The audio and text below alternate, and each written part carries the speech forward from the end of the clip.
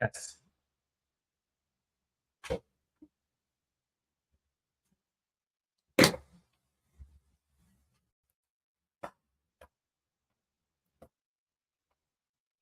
Hey, hey. What's up? Welcome to Big Decisions Live every Wednesday at noon Pacific. You can join me for lunch where I will talk about big decisions.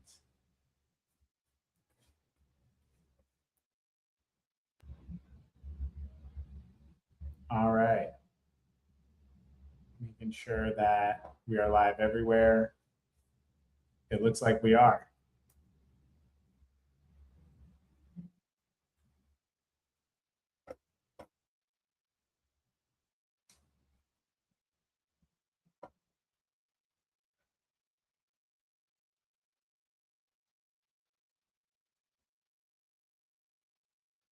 Okay, cool. As always, I want to start by reminding you that every single day, including today, is an opportunity for you to make a decision that changes the course of your life. And that's an incredible thing. Again, it would be hard to take an action today that changed the course of your life. You can't go to the gym and work out so hard that your life is forever altered because of how hard you worked out. One day in the gym will not change your life. Not in a good way. You might be able to go into the gym and like break something in one day, but to make some positive, massive impact on your life in one day, there's almost no action that you can take in one day that's gonna change your life. But a decision, whew,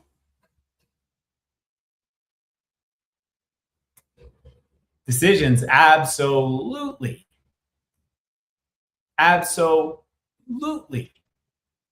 can change your entire life.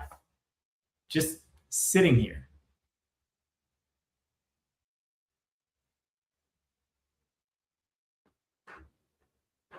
Just one, without anybody knowing.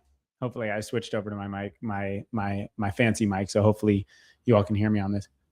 But you could be sitting there, minding your own business, and make a decision that changes your life forever. You ever have that feeling where you know you're in a moment of decision where you're like, yo, that's it. This job, I'm done. Or, yo, I am going back to get my MBA. Or, yo, I am going to travel for a year. Before any big action comes a big decision. Last week, we talked about deciding with heart. And that's the most important way to make a big decision, is when your heart is 100% the source of that decision. It's when your heart is completely behind the decision that you are making. And if it's not, then make a different decision. Because being able to be motivated by the big decisions that you make is the power of a big decision. So we are indeed going to talk about now, if you've made a big decision, cool, but how do you actually make it a reality? If you've worked with me, you know that I push you to say, no, let's not listen to that feasibility monster that sits on your shoulder and says, oh, can't do that. That's impossible. There's no way that's going to work. Or that worthiness monster that says, you know what? It's probably possible, but not for you. It's not possible for you. Or that social monster that sits on your shoulder and says, what are people going to think if you actually go after this? what are people gonna think if you go after this thing and you fail? What are people gonna think? What are people gonna say? What if you what are people gonna think if you go after this and you succeed? You now are in a different place as a human. So we get so caught up worrying about whether or not something's possible, worrying about whether or not we deserve it, or worrying about what other people are going to say. When really, the only thing we need to be worried about is what is in our heart. So let's say that you have made this big decision that is in your heart. You made this decision with heart. Well, now what? Now what do you do? All right. So now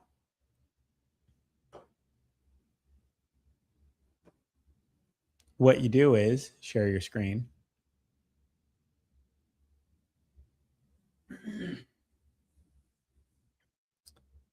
All right. So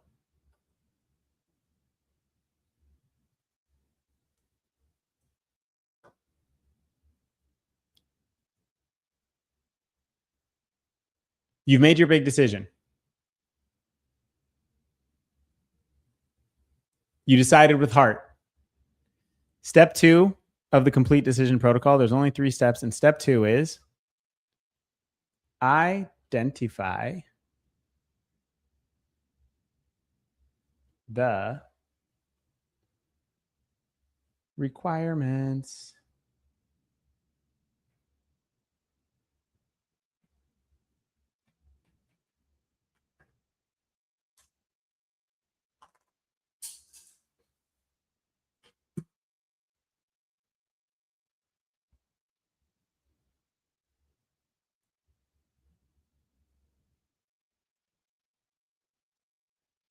Okay. So identify the requirements. This is step 2. And it's super important and it's easier than you think. Okay. So there are a couple of things. Let's say you have this dream. Your big decision is to launch your own business. Okay. So identifying the requirements means asking yourself the questions. Here's question number 1. What must happen? Okay. So what must happen? And you could just fill in the blank of to make my big decision a reality. What must happen to make my big decision a reality? Another way to answer this question is to ask the question or finish the sentence. My big decision will be impossible without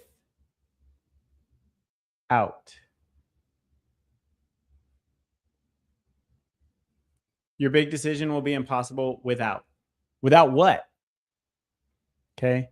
So question number 1, question number 2, question number 3. What conditions must I create?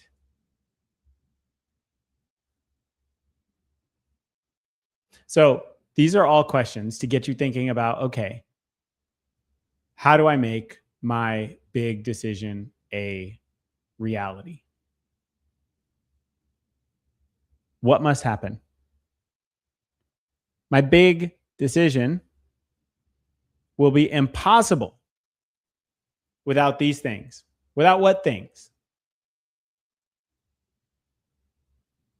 What condition must I create in order to make my big decision a reality? Now, this is not the way that most people think. Most people do not think in terms of requirements. Most people don't think in terms of doing what is required. They think in terms of, what can I do? Let me write down some of the things that people say that are not great. We'll put them in yellow. What can I do? Another one. What should I do? And another one. What could I do? Whew. These are all terrible questions. Terrible. And you know why? Because who cares what you can do if it's not required? If it's not required to actually make your big decision a reality, then who cares if you can do it? Similarly, who cares if you can't do it? If you can't do it, who cares? You better figure out a way. If it's a requirement, you got to figure out a way to make it happen. So that's why can really is an irrelevant question. Who cares what you can do? If what you can do is not required for what you want, who cares? If what you can do, if there's something that's required that you can't do, you need to figure out a way.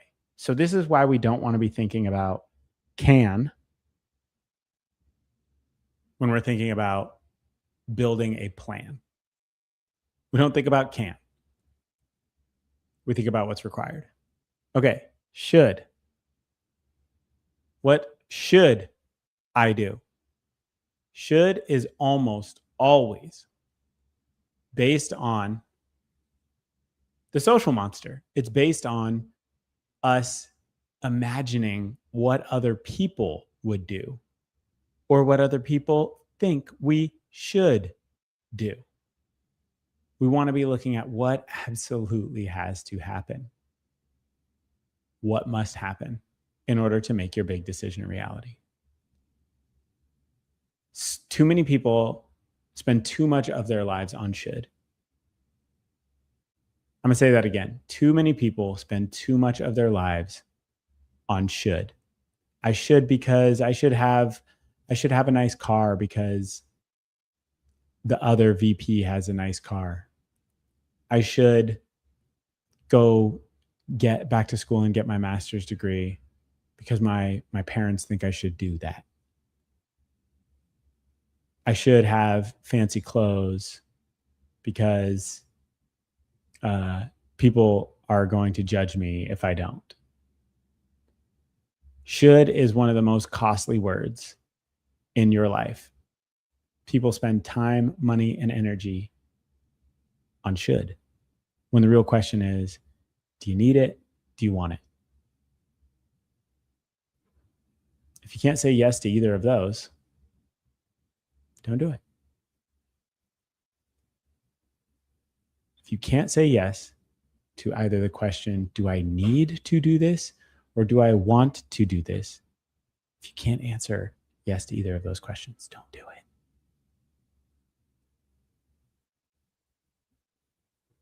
And could.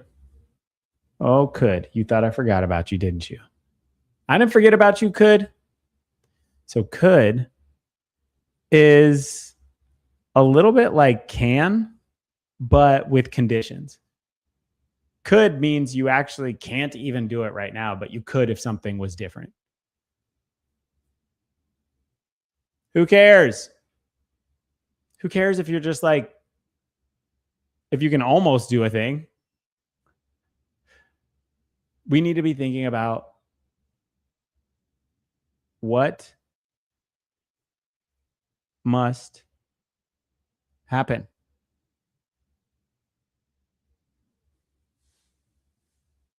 What would make my big decision impossible if I don't do this thing?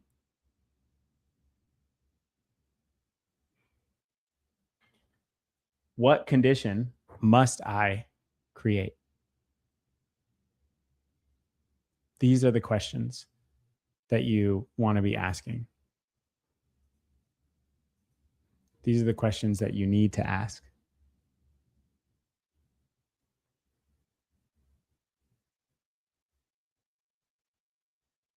When I wanted to get into the FBI, I wanted to join the FBI from the time that I was 13 years old. And it's because I watched a ton of X-Files. The week that I dropped out of high school, I got a hold of an FBI recruiter.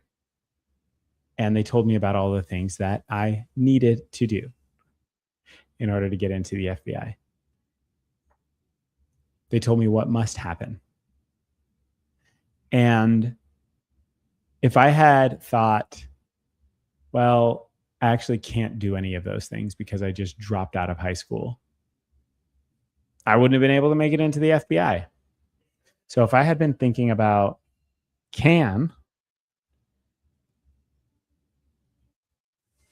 my dreams for the FBI would have died because I dropped out of high school. And the first thing the recruiter was telling me was like, hey, finish high school strong, get great grades, go to an amazing college. Doesn't matter what you study, but get amazing grades. Right. So like right off the bat, I found myself in a position where I was already behind when I was 17. So instead of focusing on what I can do, what I should do, what I could do, I focused on what must happen. What must I do in order to get this role in the FBI? The cool thing is that once you identify these requirements, you can just keep asking that question. So, in order to get into the FBI, you have to have a top secret clearance. Okay, so that's a requirement. And what are the requirements for that? What must I do in order to get a top secret clearance? And you can ask that all the way down until you just have a list of tasks that you know are not going to have you wasting your most precious resource of time. They're not going to have you wasting your energy, are not going to have you wasting money. Identifying the requirements and continuing to ask that question all the way down is how you make big dreams reality. All right. It's short and sweet this week. That's it. So if you're out there and you have made a big decision and you're like, okay, I've got this big decision. Now what?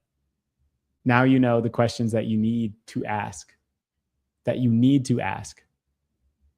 Not that you should ask, that you need to ask if you want to be able to build a solid plan to making your decision a reality.